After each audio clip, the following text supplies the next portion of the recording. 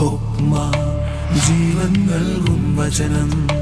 ഹുക്മ ഹുക്മ ജ്ഞാനം നൽകും വചനം. ഹുക്മ ജീവൻ നൽകും വചനം. ഹുക്മ ഹുക്മ ജ്ഞാനം നൽകും വചനം. ഈശോമിശിഹായ്ക്ക് സ്തുതിയായിരിക്കട്ടെ. ഹുക്മായുടെ 51-ാമത്തെ എപ്പിസോഡിലേക്ക്, വചന വിചിന്തനത്തിന്റെ 51-ാമത്തെ എപ്പിസോഡിലേക്ക് നമ്മൾ പ്രവേശിക്കുകയാണ്. നമുക്ക് നമ്മുടെ ചിന്തകളെ ദൈവസന്നിധിയിലേക്ക് ഉയർത്താം. കർത്താവിന്റെ അനുഗ്രഹങ്ങളാണ് നമുക്കെപ്പോഴും കൂട്ടായിട്ട് നിൽക്കുന്നത്. കർത്താവെ, അങ്ങ് ഞങ്ങളുടെ മുമ്പിലും പിമ്പിലും വലതും ഇടതും മുകളിലും താഴെയും കാവലായിരിക്കണമേ എന്നുള്ള പ്രാർത്ഥനയോടുകൂടി നമുക്ക് വചന പഠനത്തിലേക്ക് പ്രവേശിക്കാം. പുതിയ ഒരു പുസ്തകത്തിലേക്ക് നമ്മൾ പ്രവേശിക്കുകയാണ്. പഞ്ചഗ്രന്ഥത്തിലെ ലേവ്യരുടെ പുസ്തകമാണ് നമ്മളുടെ പഠനത്തിൻ്റെ മേഖലയായി ഇനിയുള്ള എപ്പിസോഡുകളിലേക്ക് നമ്മൾ പ്രവേശിക്കുക. എന്താണ് ലേവ്യരുടെ പുസ്തകം? ലേവ്യരുടെ പുസ്തകം എടുത്തു നോക്കിക്കഴിയുമ്പോൾ നമുക്ക് കൂടുതൽ മനസ്സിലാക്കുന്നത് ബലികളെക്കുറിച്ചും അതുപോലെ തന്നെ അനുഷ്ഠാനങ്ങളെക്കുറിച്ചുമുള്ള ഒരു വലിയൊരു നിയമങ്ങൾ തന്നെയാണ്. യഥാർത്ഥത്തിൽ പഞ്ചഗ്രന്ഥത്തിലെ അല്ലെങ്കിൽ തൊറ എന്ന് പറയുന്ന നിയമസംഹിതകളിലെ ഹോളിനെസ് കോഡ്, വിശുദ്ധിയുടെ നിയമസംഹിത അടങ്ങിയിരിക്കുന്ന പുസ്തകമാണ് ലേവ്യരുടെ പുസ്തകം. അതിനാൽ തന്നെ ഒരു വിശുദ്ധിയുടെ ആവശ്യകതയെ കുറിച്ചുള്ള എല്ലാ പ്രമാണങ്ങളെയും കുറിച്ച് പ്രതിപാദിക്കുന്ന ഒരു പുസ്തകമായിട്ട് വേണം നമുക്ക് ലേവ്യരുടെ പുസ്തകത്തെ മനസ്സിലാക്കാൻ. പുരോഹിതന്മാർക്ക് കൂടുതൽ പ്രാധാന്യം നൽകിക്കൊണ്ട്, പൗരോഹിത്യത്തിന്റെ ശ്രേഷ്ഠത മനസ്സിലാക്കിക്കൊണ്ട്, ബലികളിലൂടെയും കാഴ്ചകളിലൂടെയും എങ്ങനെ കർത്താവിനെ പ്രീതിപ്പെടുത്താം എന്നതിനെ കുറിച്ചുള്ള ഒരു പഠനമാണ് നമ്മുടെ ഈ ലേവ്യരുടെ പുസ്തകത്തിൽ ലേവ്യരുടെ പുസ്തകത്തിന്റെ ആരംഭം മുതൽ നമുക്ക് കാണാൻ സാധിക്കുക. ലേവ്യരുടെ പുസ്തകം അതിന്റെ പശ്ചാത്തലം ഒന്ന് മനസ്സിലാക്കുന്നത് നല്ലതാണ്. സീനായ് മലയുടെ അടിവാരം തന്നെയാണ് ഇതിന്റെ പശ്ചാത്തലം. പുറപ്പാടിന്റെ പുസ്തകം 19-ാം അധ്യായം 1-ാമത്തെ തിരുവചനത്തിൽ നമ്മൾ വായിച്ചു കേട്ടതുപോലെ റഫിദിമിൽ നിന്ന് പുറപ്പെട്ട് ഇസ്രായേൽ ജനം സീനായ് മലയുടെ അടിവാരത്തിലെത്തി. അവർ ഇനി അടിവാരത്ത് നിന്ന് യാത്ര പുറപ്പെടുന്നത് എപ്പോഴാണെന്നും നമ്മൾ നേരത്തെ എപ്പിസോഡുകളിലൂടെ കണ്ടു. സംഖ്യയുടെ പുസ്തകം 10-ാം അധ്യായം 25-ാമത്തെ തിരുവചനത്തിൽ അവർ വാഗ്ദാന പേടകവും പിടിച്ചുകൊണ്ട് കർത്താവിന്റെ മലയായ സീനായ് മലയിൽ നിന്ന് യാത്ര തിരിച്ചു, ഗണങ്ങളായി യാത്ര തിരിച്ചു എന്ന് സംഖ്യയുടെ പുസ്തകം നമ്മളെ പഠിപ്പിക്കുന്നുണ്ട്. അപ്പോൾ പുറപ്പാട് പുസ്തകത്തിന്റെയും സംഖ്യയുടെ പുസ്തകത്തിന്റെയുമായ ഇടയ്ക്ക് വരുന്ന ഭാഗമാണ് ലേവ്യരുടെ പുസ്തകം. അതിനാൽ തന്നെ ലേവ്യരുടെ പുസ്തകത്തെ അതിന്റെ ഹിസ്റ്റോറിക്കൽ അല്ലെങ്കിൽ ചരിത്ര പശ്ചാത്തലത്തിൽ എടുത്തു നോക്കിക്കഴിഞ്ഞാൽ അത് സിറ്റുവേറ്റ് ചെയ്തിരിക്കുന്നത് സീനായ് മലയുടെ അടിവാരത്തിൽ തന്നെയാണ്. എന്നാൽ ലേവ്യരുടെ പുസ്തകത്തിൽ പറഞ്ഞിരിക്കുന്ന പല കാര്യങ്ങളും, പ്രത്യേകിച്ച് ബലികളെക്കുറിച്ചും കാഴ്ചകളെക്കുറിച്ചും പാപപരിഹാര ബലിയെക്കുറിച്ചും വിശുദ്ധിയുടെ നിയമത്തെക്കുറിച്ചും ശുദ്ധവും അശുദ്ധവുമായതിനെ കുറിച്ചും ഒക്കെ പറഞ്ഞിരിക്കുന്ന എല്ലാ കാര്യങ്ങളും പിൽക്കാലങ്ങളിൽ ഡെവലപ്പ് ചെയ്ത വസ്തുതകളാണെന്ന കാര്യം പ്രത്യേകം ഈ അവസരത്തിൽ ഓർമ്മിക്കേണ്ടതാണ്. കാരണം പുരോഹിത പാരമ്പര്യമാണ് ഈ പുസ്തകത്തിന്റെ പ്രധാനപ്പെട്ട പശ്ചാത്തലമായിട്ട് നിൽക്കുക. ജെറുസലേം ദേവാലയം BC 587 നബൂഖദ്നേസർ രാജാവ് നശിപ്പിച്ചപ്പോൾ അതിനുശേഷം ഇസ്രായേൽ ജനം യഹൂദരായിട്ടുള്ള ആളുകൾ ബാബിലോണിലേക്ക് പലായനം ചെയ്തു. അവിടെ വെച്ച് ദേവാലയം നഷ്ടപ്പെട്ട അവസരത്തിൽ റിലിജ്യൻ ഓഫ് ദ ബുക്ക് എന്ന് പറയുന്ന ആ ഒരു അനുഭവത്തിലേക്ക് അല്ലെങ്കിൽ എഴുതപ്പെടുന്ന പാരമ്പര്യങ്ങളിലേക്ക് ഇസ്രായേൽ ജനം കടന്നു വന്നു. അങ്ങനെ എഴുതപ്പെട്ട പാരമ്പര്യങ്ങളിൽ ഒന്നാണ് ലേവ്യരുടെ പുസ്തകത്തിന്റെ പ്രധാനപ്പെട്ട പ്രതിപാദ്യ വിഷയമായിട്ട് നിൽക്കുക. അപ്പോൾ ഇസ്രായേൽ ജനത്തിന്റെ വാഗ്ദാന ദേശത്ത് ഉള്ള അനുഭവങ്ങളെ വെച്ചുകൊണ്ട് ബാബിലോൺ പ്രവാസകാലത്ത് ഈ അനുഭവങ്ങൾ നഷ്ടപ്പെട്ടു പോകാതെ ഇനി വരുന്ന തലമുറയ്ക്ക് ദൈവത്തെ പ്രീതിപ്പെടുത്തേണ്ടത് എങ്ങനെയാണെന്ന് കാണിച്ചു കൊടുക്കാൻ വേണ്ടിയിട്ടാണ് ലേവ്യരുടെ പുസ്തകം വിരചിതമായിരിക്കുന്നത്. അതാണ് ഇതിന്റെ പ്രധാനപ്പെട്ട കാര്യമായി നമ്മൾ മനസ്സിലാക്കേണ്ടത്. ബാബിലോൺ പ്രവാസകാലത്ത് ഉണ്ടായിരുന്ന ഇസ്രായേൽ ജനം അവരുടെ പിൻതലമുറയ്ക്ക് വേണ്ടി അവർ തങ്ങളുടെ പാരമ്പര്യങ്ങളെ നഷ്ടപ്പെടുത്താതെ ബലിയർപ്പണത്തെയും അതുപോലെ തന്നെയുള്ള മറ്റു കാര്യങ്ങളെയും പിൽക്കാല ജനതയ്ക്ക് വേണ്ടി അവതരിപ്പിക്കുന്ന പുസ്തകമാണ് ഈ ലേവ്യരുടെ പുസ്തകം. അതുകൊണ്ട് തന്നെ ഇതിന്റെ ചരിത്ര പശ്ചാത്തലം വളരെ ക്രിസ്റ്റൽ ക്ലിയർ ആയിട്ട് നമുക്ക് മനസ്സിലാക്കാൻ പറ്റും. ഇനി പുറപ്പാട് പുസ്തകത്തിന്റെ കണ്ടിന്യൂവേഷൻ ആണ്, അല്ലെങ്കിൽ തുടർച്ചയാണ് ഈ ലേവ്യരുടെ പുസ്തകം എന്ന് നമുക്ക് മനസ്സിലാക്കാൻ പറ്റും. അതിപ്രകാരമാണ് ഇത് ആരംഭിക്കുന്നത് തന്നെ മനോഹരമായ ഒരു ഫ്രേസോട് കൂടിയാണ്. ഹെബ്രായ ഭാഷയിൽ ഇപ്രകാരമാണ് കൊടുത്തിരിക്കുന്നത്: വൈക്ര അദോനായി എൽ മോശെ മേ ഓഹേൽ മോയേദ് എന്ന് പറഞ്ഞുകൊണ്ടാണ് ആരംഭിക്കുക.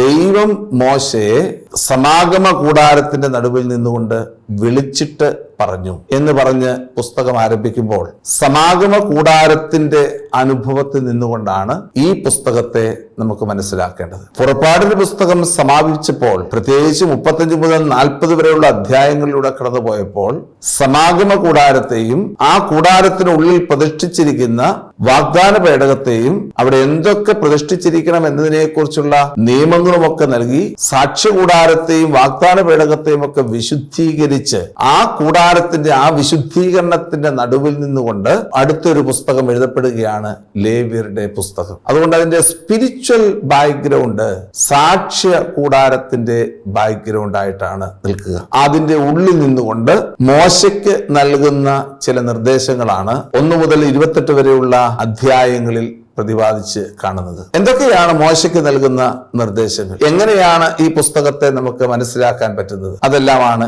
ഇനി വരുന്ന പഠനങ്ങളിലൂടെ നമുക്ക് മനസ്സിലാക്കാൻ സാധിക്കുക. ഒന്നാമതായി ഈ പുസ്തകത്തിന്റെ ഘടന ഒന്ന് മനസ്സിലാക്കുന്നത് നല്ലതായിരിക്കും. ഈ പുസ്തകത്തെ പ്രത്യേകമായി 3 നമുക്ക് തരംതിരിക്കാം. 1 മുതൽ 10 വരെയുള്ള അധ്യായങ്ങളും, 11 മുതൽ 15 വരെയുള്ള അധ്യായങ്ങളും, 17 മുതൽ 27 വരെയുള്ള അധ്യായങ്ങളും ഈ പുസ്തകത്തിന്റെ 3 ഭാഗങ്ങളായിട്ട് മനസ്സിലാക്കാൻ പറ്റും. കാരണം 1 മുതൽ 10 വരെയുള്ള അധ്യായങ്ങളിലെ പ്രധാനപ്പെട്ട പ്രതിപാദ്യ വിഷയമായിട്ട് നിൽക്കുന്നത് ബലികളെ കുറിച്ചുള്ള അറിയിപ്പുകളാണ്. എങ്ങനെയാണ് ദഹനബലി നടത്തേണ്ടത്, എങ്ങനെയാണ് ധാന്യബലി നടത്തേണ്ടത്, എങ്ങനെയാണ് സമാധാന ബലിയും പാപപരിഹാര ബലിയും പ്രായശ്ചിത്ത ബലിയും അതുപോലെ തന്നെ നിരന്തര ദഹനബലികളുമൊക്കെ നടത്തേണ്ടതെന്നും, അതുപോലെ തന്നെ പുരോഹിതന്റെ അഭിഷേകത്തെക്കുറിച്ചും ഒക്കെ പ്രതിപാദിച്ചതിന് ശേഷം ശുദ്ധവും അശുദ്ധവുമായ വസ്തുക്കളെ വേർതിരിക്കുന്ന ഭാഗമായിട്ടാണ് 11 മുതൽ 15 വരെയുള്ള അധ്യായങ്ങളെ രേഖപ്പെടുത്തിയിരിക്കുക.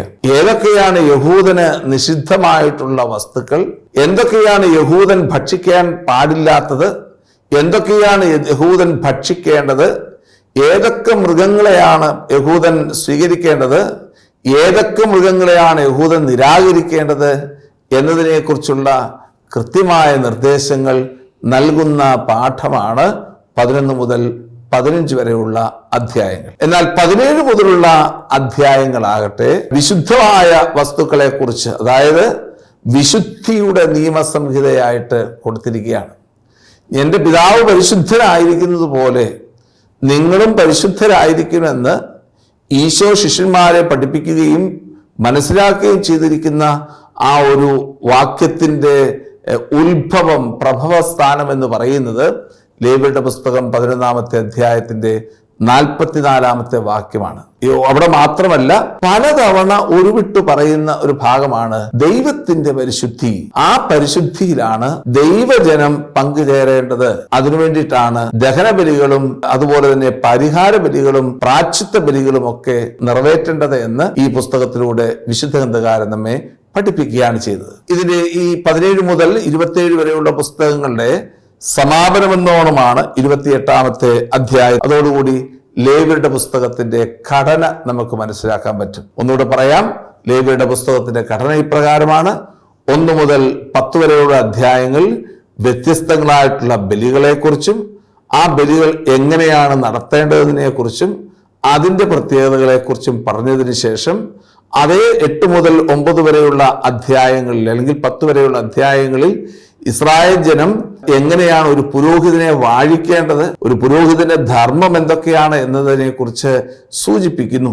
അതിനുശേഷം 11 മുതൽ 15 വരെയുള്ള അധ്യായങ്ങൾ ഇത് ഒരു ലെവിറ്റിക്കൽ കോഡ് പോലെ നിന്നുകൊണ്ട്, അല്ലെങ്കിൽ ലേവ്യരുടെ പുസ്തകത്തിലെ ഉടമ്പടിയുടെ പത്രിക എന്ന് പറയുന്ന ആ ലെവിറ്റിക്കൽ കോഡിന്റെ പ്രാരംഭ ഭാഗമായിട്ട് മനസ്സിലാക്കിക്കൊണ്ട് ശുദ്ധവും അശുദ്ധവുമായ നിയമസംഹിതകളെ കുറിച്ച് പ്രതിപാദിച്ചതിന് ശേഷം വിശുദ്ധിയുടെ നിയമസംഹിതയെക്കുറിച്ച് പറയുന്ന ഭാഗമാണ് നമ്മൾ 17 മുതൽ 27 വരെയുള്ള അധ്യായങ്ങളിൽ കാണുന്നത്.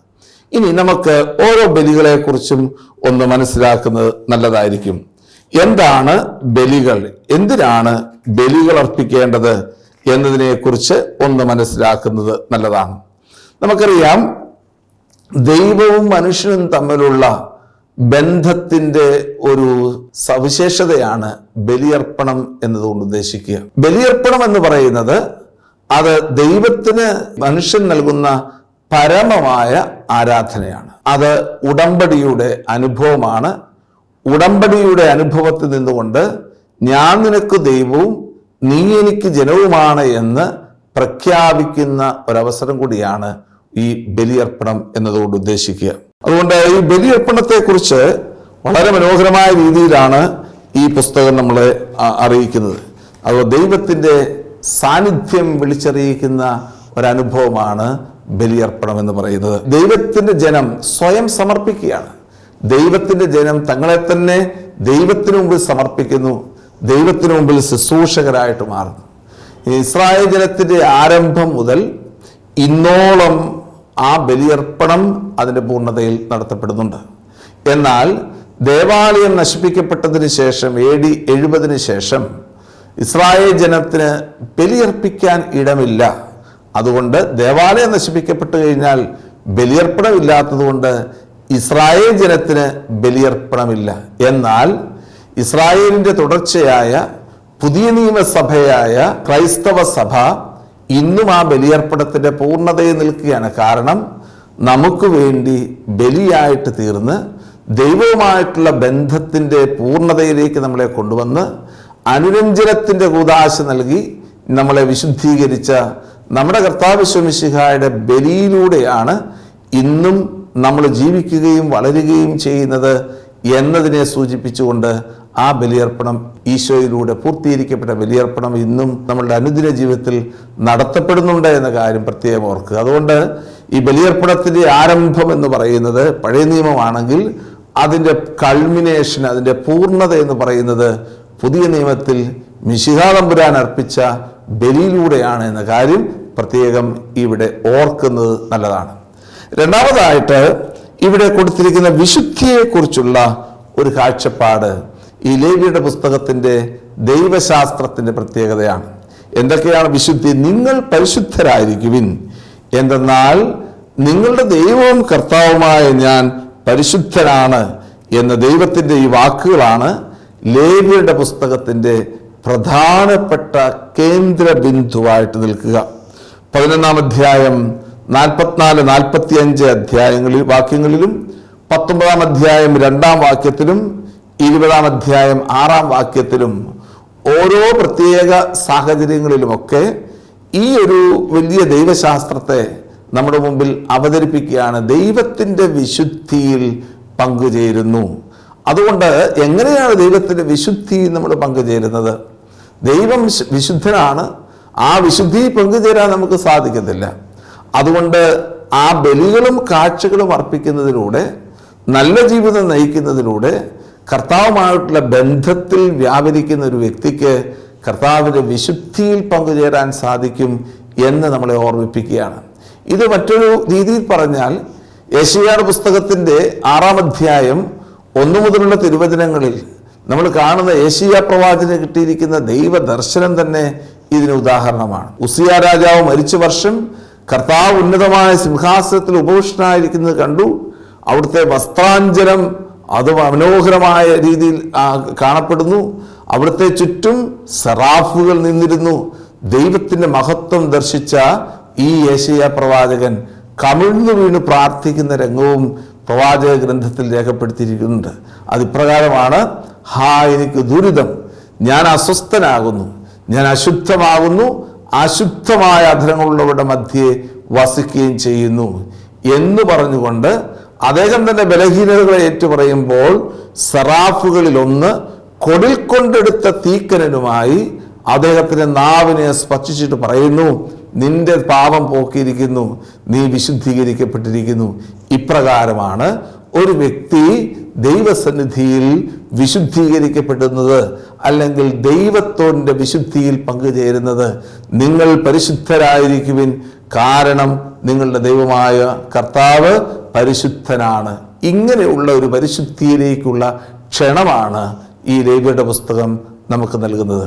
നിയമങ്ങൾ അനുസരിക്കുന്നതിലൂടെ, ആചാരങ്ങൾ അനുസരിക്കുന്നതിലൂടെ, ബലിയർപ്പണത്തിൻ്റെ പൂർണ്ണതയിലൂടെ വ്യക്തി പരിശുദ്ധിയിലേക്ക് പ്രവേശിക്കുന്നു, ദൈവത്തിൻ്റെ പരിശുദ്ധിയിൽ പങ്കുകാരനായിട്ട് മാറുന്നു. ഇതാണ് രണ്ടാമത് പ്രതിപാദിച്ചിരിക്കുന്ന പ്രധാനപ്പെട്ട ഒരു തീം എന്ന് പറയുന്നത്. മൂന്നാമത്തേത് പുരോഹിതൻ ആരാണ് എന്നതിനെ കുറിച്ചാണ്. പൗരോഹിത്യ ദർശനം വളരെ മനോഹരമായിട്ട് അവതരിപ്പിച്ചിരിക്കുന്ന ഒരു ഭാഗമാണ് ഈ പുസ്തകത്തിൽ കൊടുത്തിരിക്കുന്നത്. ഇത് പഴയ നിയമത്തിലെ പൗരോഹിത്യത്തിന്റെ ഒരു അടിസ്ഥാനം എന്ന് വേണമെങ്കിൽ ഇന്ന് ഇതിനെ നമുക്ക് വിശേഷിപ്പിക്കാം. ദിനവൃത്താന്തത്തിന്റെ പുസ്തകം 5-ാമത്തെ അധ്യായത്തിൽ പുരോഹിതന്മാരുടെ ലിസ്റ്റുകൾ കൊടുത്തിട്ടുണ്ട്.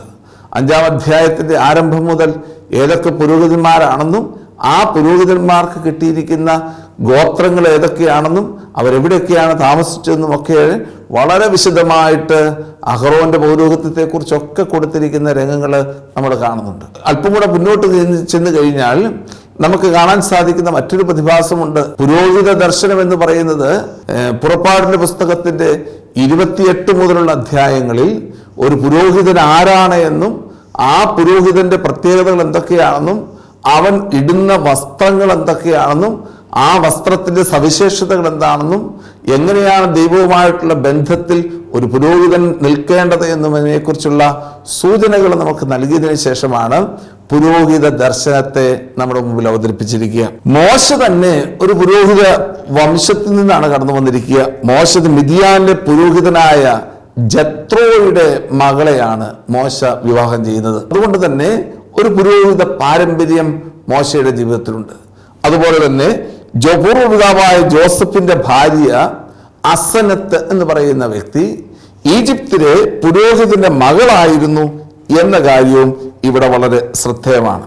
ഇപ്രകാരം ദൈവത്തിന്റെ നിയമങ്ങളെ പഠിപ്പിക്കാനും ദൈവത്തോടുള്ള ബന്ധത്തിൽ ജനത്തെ കൊണ്ടുപോകാനും കർത്താവിന് മുമ്പിൽ ജനത്തിനു വേണ്ടി കാഴ്ചകൾ അർപ്പിക്കാനും വേണ്ടിയിട്ടാണ് പുരോഹിതനെ പഴയ നിയമത്തിൽ നിയമിച്ചിരിക്കുന്നത്. അപ്പൊ ഇങ്ങനെയുള്ള ഒരു പുരോഹിത വംശത്തെ കുറിച്ചുള്ള ദർശനം തന്നെ യഥാർത്ഥത്തിൽ ഈ ഒരു പുസ്തകത്തിന്റെ കണ്ടന്റ് ആയിട്ട് നമുക്ക് മനസ്സിലാക്കാൻ പറ്റും. അതുപോലെ തന്നെ ദൈവദർശനം വളരെ മനോഹരമായ രീതിയിൽ നമുക്ക് കാണുന്ന ഒരു ഭാഗമാണ് ഈ പുസ്തകം എന്ന് പറയുന്നത്. എന്താണ് ഈ ദൈവദർശനത്തിന്റെ പ്രത്യേകത? മനുഷ്യനെ ദൈവത്തെ അനുഭവിക്കാനും അവിടുന്ന് ആശ്രയിക്കാനും വേണ്ടി ദൈവമായ കർത്താവ് ആരാണ് എന്ന ചോദ്യത്തിന് ഇവിടെ ഉത്തരം കൊടുക്കുകയാണ്. ദൈവം ഈ ബലിയർപ്പണത്തിലൂടെ, ഉടമ്പടിയുടെ നവീകരണത്തിലൂടെ മനുഷ്യന്റെ ഇടയിലേക്ക് ഇറങ്ങി വരുന്ന ഒരു ദൈവത്തെക്കുറിച്ചുള്ള ചിന്തയാണ് ലേവ്യരുടെ പുസ്തകം നമുക്ക് നൽകുന്നത്. പഴയ ദൈവസങ്കല്പങ്ങളൊന്നും അന്നൊക്കെ മാറി ഒരു പുതിയ ദൈവസങ്കല്പത്തെ നമ്മുടെ മുമ്പിലേക്ക് അവതരിപ്പിക്കുകയാണ്.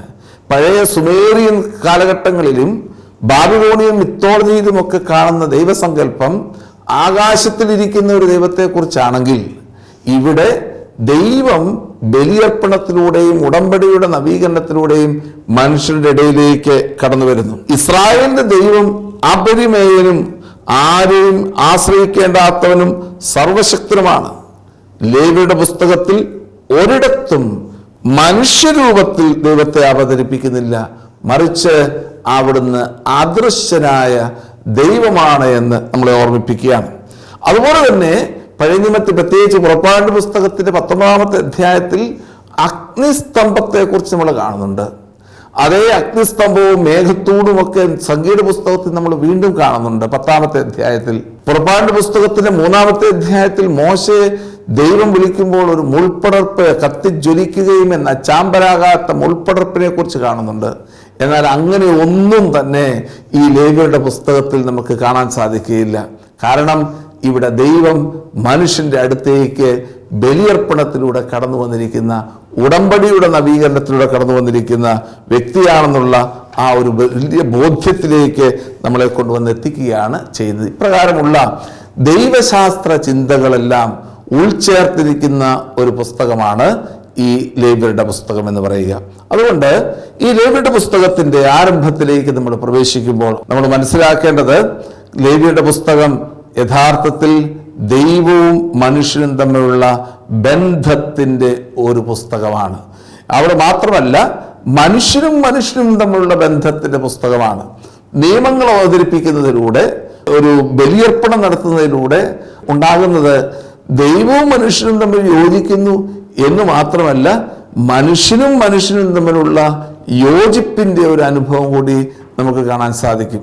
അത് വളരെ മനോഹരമായ രീതിയിൽ ഓരോ ബലിയർപ്പണ ശുശ്രൂഷയിലും രേഖപ്പെടുത്തിയിരിക്കുന്നതും നമുക്ക് ഈ ലേവ്യരുടെ പുസ്തകത്തിൽ കാണാൻ സാധിക്കും. അതുകൊണ്ട് ഈ പുസ്തകത്തിൻ്റെ പ്രാരംഭം, ഇൻട്രൊഡക്ഷൻ എന്നുള്ള രീതിയിൽ നമുക്കിതിനെ കാണാൻ സാധിക്കും. 2-3 കാര്യങ്ങൾ ഒന്നുകൂടി ഓർമ്മിപ്പിച്ചുകൊണ്ട് ഈ എപ്പിസോഡ് പൂർണ്ണമാക്കുകയാണ്. ഒന്നാമത്തെ കാര്യം, ഇതിൻ്റെ ചരിത്ര പശ്ചാത്തലം, ഇതിൻ്റെ സ്പിരിച്വൽ, ആധ്യാത്മിക പശ്ചാത്തലം.